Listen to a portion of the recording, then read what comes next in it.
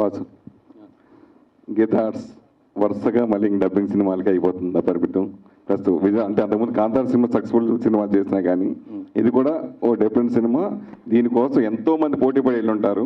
నిజంగా డెఫినెట్గా సార్ మీరు ఆ తెలివితేటలో ముందుంటారు కొన్ని తీసుకురావడంలో. సో ఏ ఇన్సిడెన్సీ అంటే అక్కడ ఆయన నిలిచిపోయారు, ఇక్కడ ఆయన నిలిచారు. ప్రపంచం చాలామందికి తెలుసు 2018లో ఏం జరిగిందని కేరళ. అంటే రియల్గా అక్కడికి వచ్చే రెస్పాన్స్ కంటే ఇక్కడ నేటివిటీ అట్లా ఏదో మిస్ అవుతుందని ఆయన ఫీల్ అయ్యారా? అన్న ఫస్ట్ ఆఫ్ ఆల్ కాంతారా తర్వాత నేను 3 తెలుగు సినిమాలు 2 హిందీ సినిమాలు రిలీజ్ చేశాను. నువ్వు మర్చిపోయావా లెక్క? కాదు, డబ్బింగ్ సినిమాలు ఎక్కువ సక్సెస్ అవుతున్నాయి కదా. అండ్ ఇంకోటి హ్యూమానిటీకి అది నెగిటివిటీ లేదు. అది కేరళ అయినా, ఆంధ్రప్రదేశ్ అయినా, తమిళనాడు అయినా, ముంబై అయినా, it's a humanity. There is humanity any country, any state, ఎక్కడైనా సరే ఆ ఫీలింగ్ అనేది same. My guts is that humanity feeling connect అవుతుంది. అండ్ హర్డిల్ ఫీలింగ్, కష్టం అనేది that feeling is same everywhere. The shapes may be different but the feeling is the same. మన తెలుగు దర్శకులు, నిర్మాతలు ఎంతో అద్భుతంగా ఎన్నో సినిమాలు చేశారు. కానీ ఈ సినిమా చూసిన తర్వాత మన తెలుగు డైరెక్టర్ ఇలా తీయగలరా, తెలుగు నిర్మాతను సాహసం చేయగలరా అని ఓ నిర్మాతగా మీకు ఏ ఫీలింగ్ కలిగింది? అలా డైరెక్టర్ చెప్తేనే బెటర్. నేను ఈ మధ్య యూట్యూబ్ వీడియోలు చూస్తున్నా. సురేష్ కొండరెడ్డి గారు ఏంటంటే ప్రతి ప్రెస్ మీట్లో ఎవ్వరు అడిగిన క్వశ్చన్, ఒక సాహసోపేతమైన క్వశ్చన్ వేసి మొత్తం సెంటర్ ఆఫ్ అట్రాక్షన్ అయిపోయి దాన్ని యూట్యూబ్లో వైరల్ చేసేసుకొని ఒక ట్రెండ్ సెట్ చేస్తున్నారు. సామెత ఉందన్నమాట, ఇనేవాడు సురేష్ అయితే చెప్పేవాడు హరీష్ అంట. సరే మీరు చెప్పండి సమాధానం, వాసు బదులుగా మీరు చెప్పండి. సమాధానం ఏంటంటే అసలు ప్రపంచ సినిమా మన చేతికి వచ్చేసిన టెక్నాలజీలో బతుకుతున్నాం మనం. ఇంకా నువ్వు ఇందాక అసలు ఫస్ట్ క్వశ్చనే నేను మాడదనుకో, సరే ఇది నా సినిమా కాదు ఎందుకులే అనుకున్నాను. డబ్బింగ్ సినిమా అది. RRRని ఎవరైనా డబ్బింగ్ సినిమా అనుకున్నారా? హిందీలో బాహుబలిని అక్కడ డబ్బింగ్ సినిమా అనుకున్నారా? అనుకోలేదు కదా. అనుకుంటారా? KGFని అక్కడ డబ్బింగ్ సినిమా అడిగింది అందుకనే. డబ్బింగ్ సినిమా, రీమేక్ సినిమాలు ఏం లేవు. సినిమా అంతే. ఏ సినిమా ఎక్కడికైనా వెళ్తుందో సంతోషించాలి మనం. మన ఆర్టిస్టులు, మన దర్శకులు, తెలుగు దర్శకులు ఇలాంటి సినిమాలు తీరేలా ప్రపంచం మొత్తం తెలుగు సినిమా చేస్తున్న రోజులు ఈ క్వశ్చన్ వేసామంటే సురేష్ నేను నేను ప్రపంచం మొత్తం క్వశ్చన్ వేసినప్పుడు ఆన్సర్ నేను ప్రపంచం మొత్తం తెలుగు దర్శకులను చూస్తుంది. ఈ తెలుగు సినిమాలో అరే అతను కేరళ దర్శకుడు అని చూడాల సినిమా, అతను గొప్ప సినిమా తీశాడని చెప్పి పత్రికాముతంగా బోర్డ్ క్రాఫ్ట్. నేను కూడా ఇది గొప్ప సినిమా విషయం ఏంటంటే మనకు క్లారిటీ ఉండాలి. నువ్వు క్వశ్చన్ వేయడానికి వచ్చావా, ఆర్గ్యూ చేయడానికి వచ్చావా? ఆర్గ్యూ చేద్దామంటే అందరికి వెళ్తే పెడతాం. నీ ఓపిక, నేత కథల ఇక్కడి నుంచి. సరే నేను సో విషయం ఏంటంటే గీతా ఆర్ట్స్ డబ్బింగ్ సినిమాలకే పరిమితం అయిపోతుందా? వరుసగా ఒక 100 డబ్బింగ్ సినిమాలు చేయిస్తాను. నెక్స్ట్ నేనే చేపిస్తాను వాస్తవం. తప్పేంటి? Very good. నా ఫీలింగ్ ఏంటంటే ఒక మంచి సినిమా ఒక ప్లేస్లో ఉన్నప్పుడు దాన్ని ఇంకా 10 మంది చూపించాలని చేసే ప్రయత్నాన్ని మీరు అప్రిషియేట్ చేయాలి. అండ్ ఈ సినిమా మీ సినిమా. ఎందుకు వాసు మాట అన్నాడు, నేను ఫస్ట్ ఈ సినిమా ప్రెస్కి చూపిస్తున్నా అన్నాడు.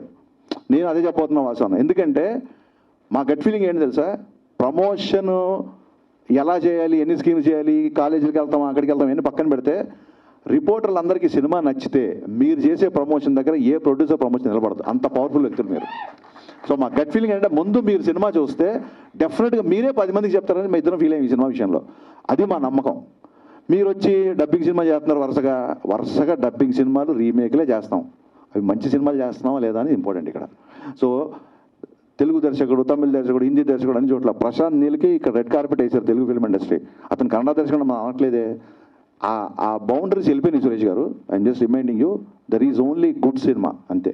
సో దానికి and cinema itself is a language. దానికి భాషతో సంబంధం లేదు. సినిమా అనేది ఒక emotion. Cinema itself is language. మనకి గేమ్ ఆఫ్ థ్రోన్స్ కానీ, మనీ హెయిస్ట్లు కానీ వాళ్ళు ఎప్పుడు ప్రెస్ మీట్లు పెట్టలా, వాళ్ళు ఎప్పుడు పోస్టర్లు ఇలా వినేలా పనిగట్టుకు చూడలా, మనం నిద్రలు పోడుకొట్టుకుని సీజన్లు అవ్వగట్లా, డేటాలు జీబీ అవ్వగట్లా. సో రీజన్ ఏంటంటే వీఆర్ మన ఆడియన్స్, ఒక ప్రేక్షకుడు అనేవాడు ఒక మంచి కంటెంట్ ఎక్కడ ఉన్నా చూస్తాడు. ఈ సినిమా రిలీజ్ చేయడానికి అంతే. ఫర్దర్ క్వశ్చన్ లేకు ఏమైనా ఉంటే వాట్సాప్ చేయి. సార్ నీది అడగాలి, ఎందుకంటే క్లారిఫికేషన్ అవ్వాలి.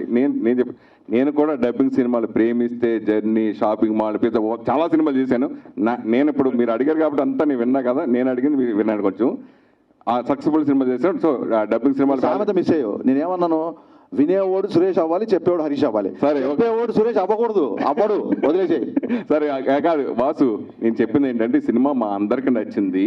ఇంత అద్భుతమైన సినిమాల్ని మన తెలుగు దర్శకులు అలాగే తెలుగు నిర్మాతలు ఇలాంటి సాహసం చేస్తారా అంటే అంత రెయిన్ ఎఫెక్ట్తో రియల్ వర్షంతో అన్ని రోజులు అన్ని సంవత్సరాలు చాలా అద్భుతంగా తీశారు. అందరికీ నచ్చింది. ఇక్కడ అందరికీ నేను అడిగిన క్వశ్చన్ అది, ఇంత అందరికీ నచ్చింది. సో మన దర్శకులు మన నిర్మాత చేయగలరా అని అడిగాను. నేను అప్రిషియేట్ చేస్తూ అడిగాను నేను, అంతే. డెఫినెట్గా అది నేను అడిగాను. అలాంటి కథ, అలాంటి స్క్రీన్ ప్లే దొరికినప్పుడు not only Telugu director, any director will make a very good film. ఎందుకంటే డైరెక్టర్ అనేవాడికి ఎప్పుడు కూడా గుడ్ ఫిలిం తీయాలనే ఉంటుంది.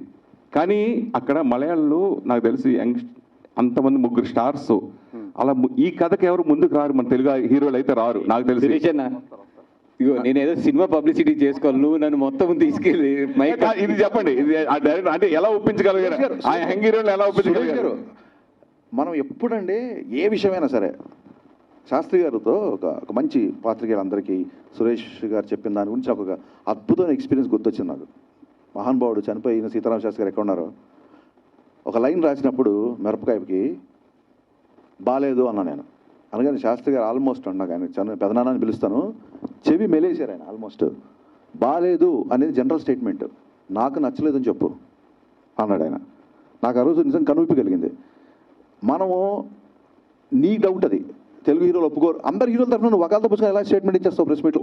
తెలుగు వాళ్ళు ముందుగా ఎలా అంటావు? వస్తారేమో, నీకేం తెలుసు కదా. నేను ఏమన్నా ఏంటంటే ఒక విషయం నీకు నచ్చకపోతే నాకు నచ్చలేదు అంతవరకే అనాలి. నేను శాస్త్రి గారితో జోకేసా, బాగాలేదు అనకూడదు నాన్న, నాకు నచ్చలేదను, ఇంకోటి నచ్చుండొచ్చు, అది బాగుంటుండొచ్చు, కాబట్టి అలా ఎప్పుడు అనకూడదు అంటే అవును గురుగారు అని. ఆ తర్వాత బాగాలేదు కాబట్టి నాకు నచ్చలేదు అన్న. అదే జోక్, అది పక్కన పెట్టండి. కాకపోతే విషయం ఏంటంటే జనరల్ స్టేట్మెంట్ ఇవ్వద్దు మనం. తెలుగు హీరోలు ముందుకు రావట్లేదు, తెలుగు దర్శకులు ముందు అలా రావట్లేదు అనలా. నా ఫుల్గా నాకు రికార్డులో ఉంది, రికార్డులో ఉంది, తెలుగు హీరోలు రికార్డులో ఉంది, రికార్డులో ఉంది, వీడియో రికార్డులో ఉంది. ఒక నేను చెప్తానంటారా, వీడియో రికార్డులో ఉంది. అదే నేను అడిగింది ఒకసారి, సార్ 3 హీరోలు వాళ్ళు ఒప్పించి పని అయిపోయిందిగా, చిన్న కాంట్రవర్సీ దొరికేసింది. సార్ ఇది ఓకే, థ్యాంక్స్ సురేష్ అన్న, all the publicity what we have missed you have given. Thank you so much.